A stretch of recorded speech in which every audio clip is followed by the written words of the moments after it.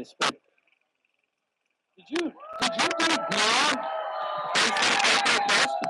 Was that the first guy you faced? Was it Coco? Yeah, Coco. Look at that synergy. My first guy I faced, my first big league out. I only got 5 more in that outing, so I gotta hang my head on that. Yeah, that didn't go well after that, but it was pretty good for one pitch. Yeah. That's awesome. Yeah, good call there. Trevor's got his Oakland 68s. Yeah, that's one of my favorite hats for sure. The cellophane is pretty cool. And when you spent your year here in front of these people, I know you forged a connection, and you forged a connection enough that, when you decided to call it a career, you actually, shouted these people out. You shouted this situation out. You pointed out the injustice that is going on with A's ownership. And I think you immediately became a third hero, but what was it about the situation you experienced last year that brought you the passion that you have today for this fan base? Well, a lot of it thank you, first of all. And a lot of it, me wanting to come here was my experience as being a visiting player with this fan base. And it's, I think I was sitting over there, heard Carol's Whisper was mentioned. We believe in Stephen Vogt. I've been a huge Stephen Vogt fan for a very long time, even before he was an A. So that's just the way you've always treated your players. And I always noticed that there was a sign out on the railing for every single player, no matter how obscure or how long they've been in the big leagues. And that's what I love about this game.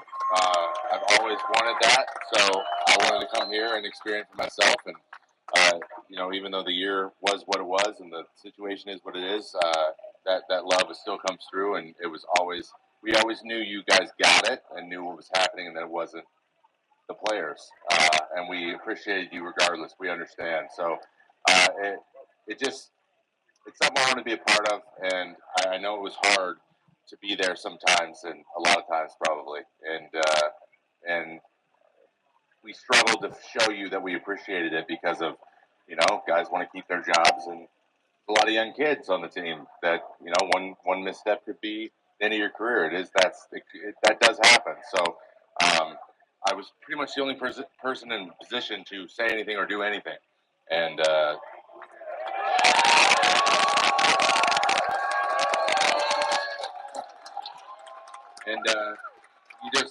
we play the game for fans. We don't play the game for money. It's not about. It does help. But that's not where it started. There used to be no money in the game. Guys had to work other jobs, and they still played it then. And we're here to make you guys feel something. That's the point. We're there to make you feel something, and that's gotten lost sometimes. So we love you guys, and we do appreciate you. I want you to know that everyone that's in that clubhouse right now.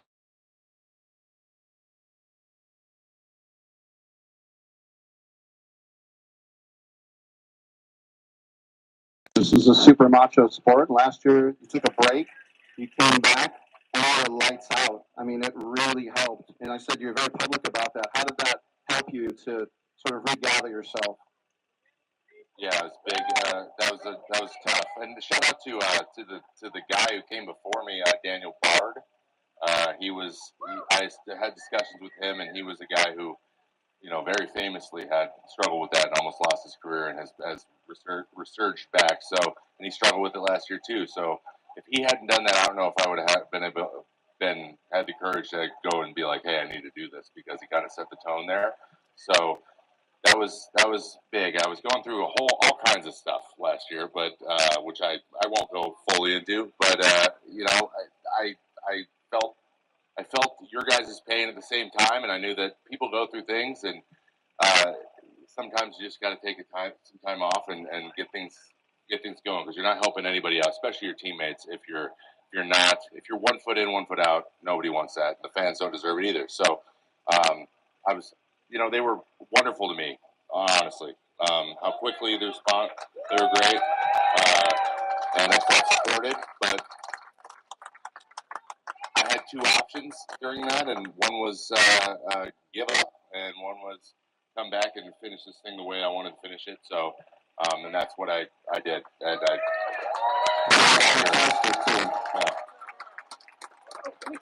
the reverse boycott for a second because it's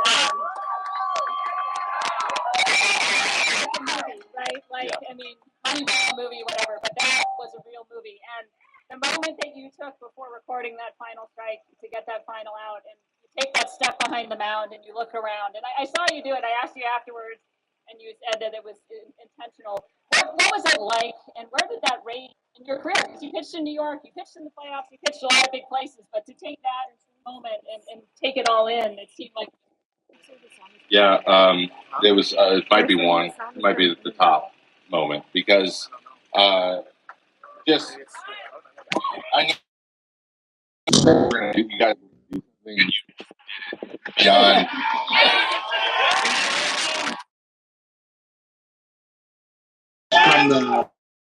In the fifth, it was just like that was crazy. I'd never seen anything like that. I know that even the people I was talking to people earlier. I know that even some people who were planning it were like, I don't know if we're gonna be able to pull. And it was just silent, and it was like, whoa. And I talked to Hogan Harris, who was pitching at the time, and I don't know if a lot of you guys know this, but his start of his career was a little bit rocky. Let me know if the sound and is that day better was now. a day that he felt like just in control, and you were a major reason for that. And so his season turned around too. So we just all fed off you. I think the 7 wins in a row to bring us up to 19 and 50.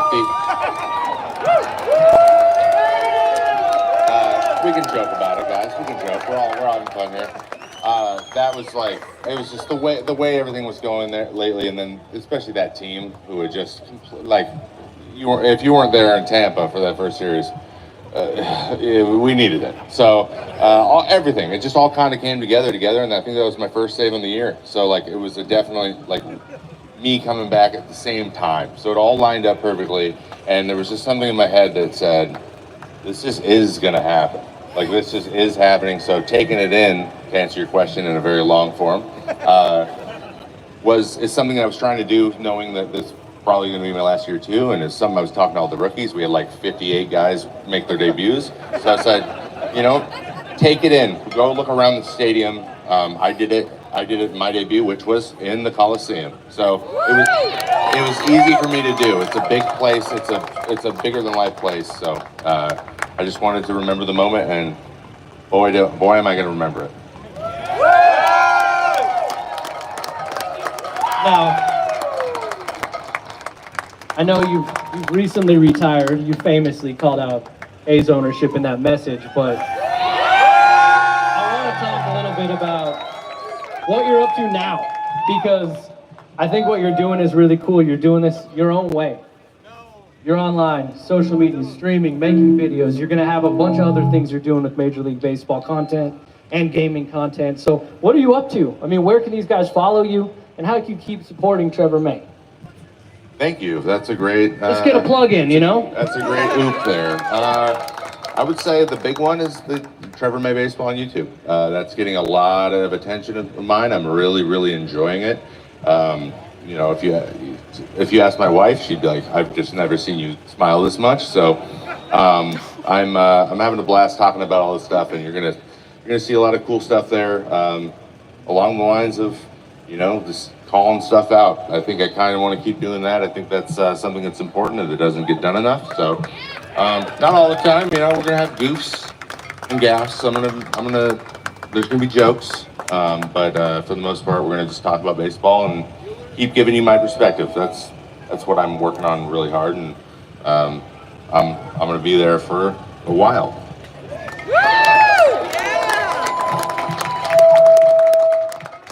Lose your mic, Rick. We want to encourage everyone to do the silent auction. We're also going to do the raffle giveaways as well. One more hand for Trevor May. He was only here a year. He came back. Trevor May, everybody.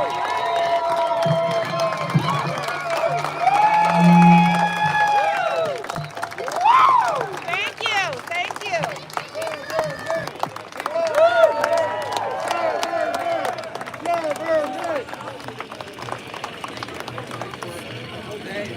I don't know how you do it.